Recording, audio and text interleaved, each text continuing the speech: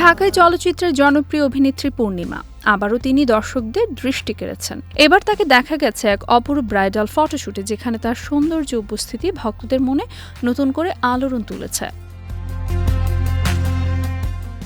সম্প্রতি নিজের সামাজিক যোগাযোগ মাধ্যমে একটি বিশেষ ভিডিও প্রকাশ করেন এই অভিনেত্রী। প্রকাশের অল্প সময়ের মধ্যেই ভিডিওটি ভাইরাল হয়ে যায় এবং নেট দুনিয়ায় ব্যাপক আলোচনার জন্ম দেয়।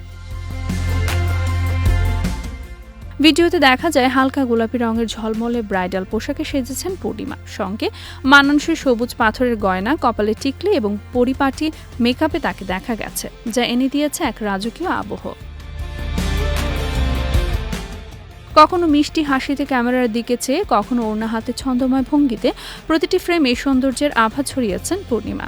গোলাপের পাপড়ি বিছানো রোমান্টিক পরিবেশে স্বামী আশফাকুর রহমানের সঙ্গে যুগলবন্দি দৃশ্যগুলো ছিল বিশেষ আকর্ষণীয়। তবে সবচেয়ে বেশি আকর্ষণীয় হচ্ছে সেই কোমল মুহূর্তটি, স্বামীর কাঁধে মাথা রেখে চোখ বোঝা পূর্ণিমার নিবিড় ছবি, যা ভক্তদের হৃদয় ছুঁয়ে গেছে।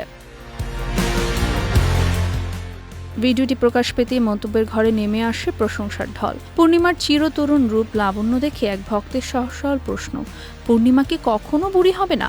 আরেকজন লিখেছেন, ছোটবেলায় যেমন দেখেছিলাম, এখন মনে হচ্ছে বয়স আরো কমে গেছে, চোখ ফেরানো যাচ্ছেই না।